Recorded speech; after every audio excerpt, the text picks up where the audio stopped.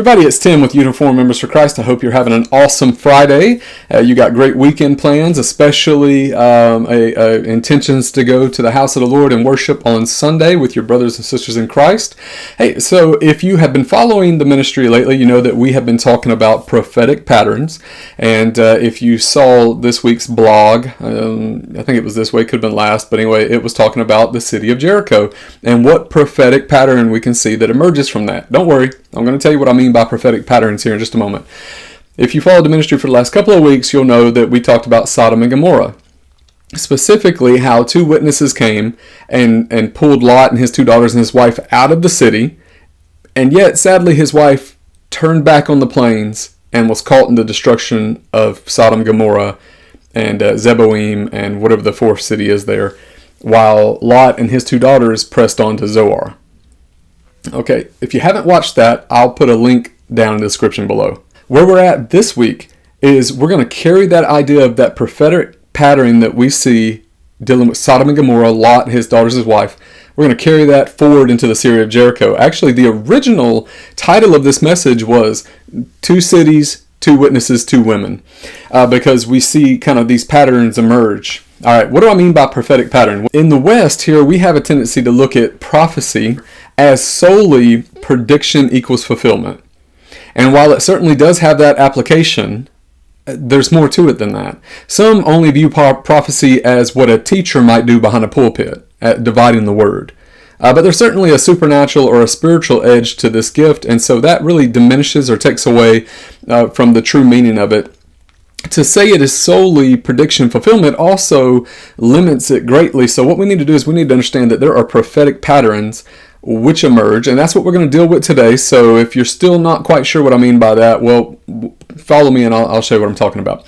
So let's get right into it. But before we talk about Jericho, let me tell you how we ended up here. The children of Israel were delivered from the land of Egypt by God, and Moses is his designated leader. He leads them into the wilderness, and they finally come to the border of Canaan, the promised land. And what happens here is that he sends 12 spies. Now this is important, okay? 12 spies, one to represent each tribe, into the land, all right? And he tells them to look at the cities and the people and the land and everything. Well, they come back and they say, hey, the land is fantastic, yet there are some really big people there. And there's strong fortified walls. There is no way that we can conquer this place. Okay, which is completely contrary to what God had just said to them, that he would be with them, he would go before them. So it just really was doubt, no faith there. Two of them, Joshua and Caleb, gave a good report and said, no. Yeah, it is as they say, but don't be like this, brothers. Don't be hard-hearted. Don't be faithless. Like, let's trust God and go in here and take this place. Well, the actual whole congregation had threatened to kill them because of that at the time. And so God gets really angry with them, and he refuses to even lead them into the promised land until all of those men of war had died in the wilderness. I believe Joshua and Caleb were around 40 years old at the time, because they wandered for 40 years, and then Joshua and Caleb are 80 years old whenever it's finally time to take the promised land again. Well, finally, all the men of war die in the wilderness. We come back to the land of Canaan, and it's time for them to conquer this land and take it as their possession. What happens is Moses is the leader, but because he did not uphold God as holy, and he lost faith with God in a certain situation, that's what we're told in the book of Deuteronomy, he did not get to enter the promised land. So what happens is Moses dies, and the designated leader by God is Joshua. So the children of Israel enter the promised land, and they come and they camp outside the city of Jericho. But before that happens, Joshua does something very interesting, something very similar to what Moses did. Joshua sends two spies into the land to spy out the city of Jericho, or to spy out the city. And so they go into Jericho, and they stay in the house of a female named Rahab. The men of the city with the king, they come to her house and they say, where are these two spies that came? We know they came to your house. Where are they? And she says, yes, they came to my house, but they've already left and I don't know where they went. So she kind of points them in a direction, and they go that direction looking, and meanwhile she has the 2 Israelite spies hiding on her roof in the barley or flax, whatever it was. And she goes up to them and she tells them, she says, hey, the fear of you is upon the land. The people are terrified. The inhabitants of the land, our hearts have melted because we know that your God split the Red Sea and you conquered Og, the king of Bashan, and conquered Sihon, I believe Sihon, forgive me for the pronunciation there, but they knew that the Israelites had conquered these other kings and that God was with them. They had heard about the plagues in Egypt. They had heard about the victories, and their hearts melted because they knew that they were next.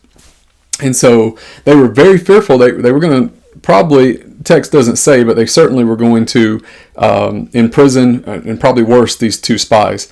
But Rahab is smart enough. She makes a covenant with them. She makes them swear that they will deal faithfully and kindly with her father's house, her father, mother, and all those connected to their family.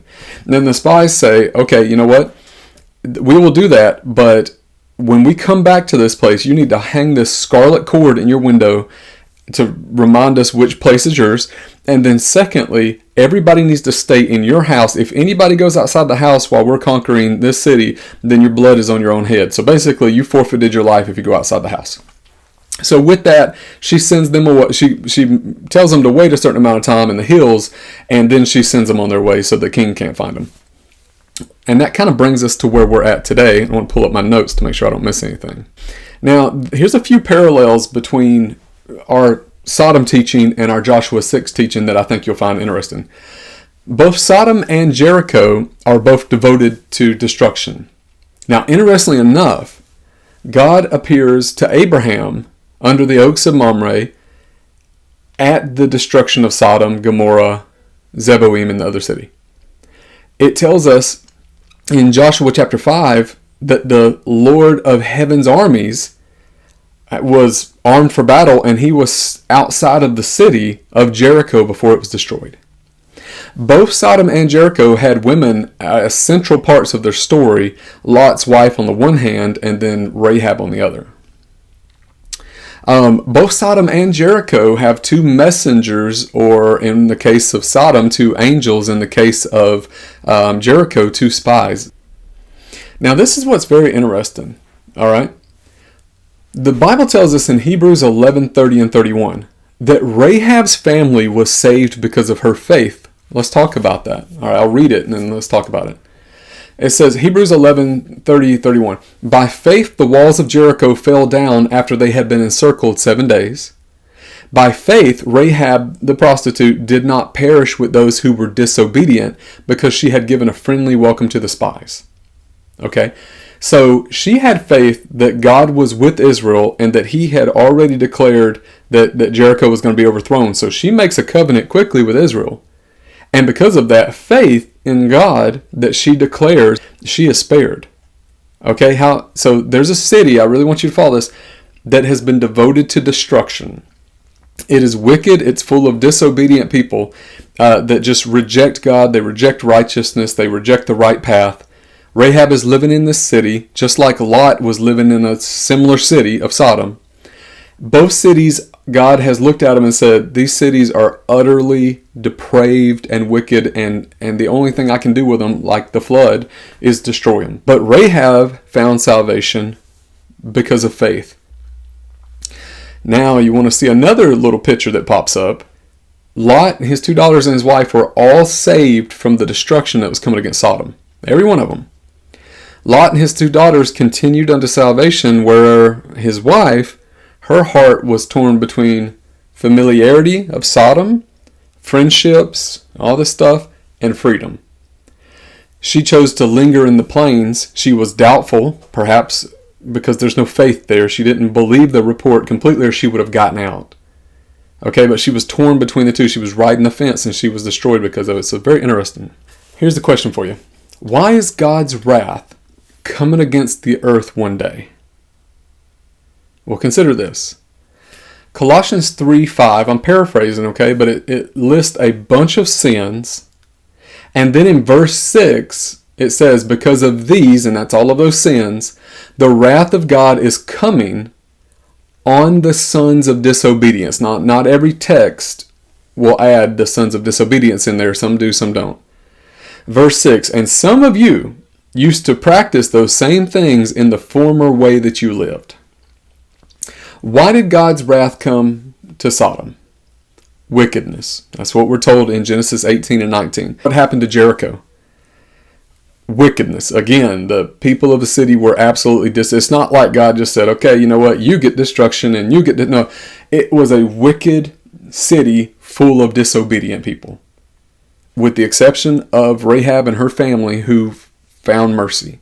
Now, why is God's wrath coming to the earth? Well, we just read that a little while ago in Colossians 3:5, because of the sons of disobedience, those who reject God and walk in the own lustful, perverse desires of their heart. Now, consider this. 1 Thessalonians 5:3 says this. While people are saying peace and safety, destruction will come on them suddenly as labor pains on a pregnant woman, and they will not escape. But you, brothers and sisters, are not in the darkness, so that that day should catch you like surprise as a thief. So the next point I'd like to make is that neither Lot nor Rahab suffered God's wrath. Consider this, 1 Thessalonians 5:9.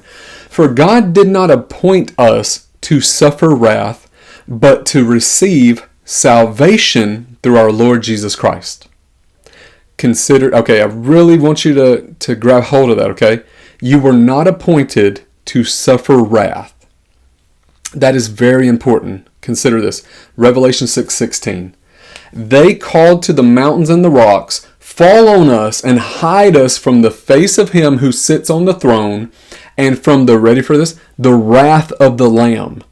For the great day of their wrath has come. Who can withstand it? So, I'll leave you with this point for today.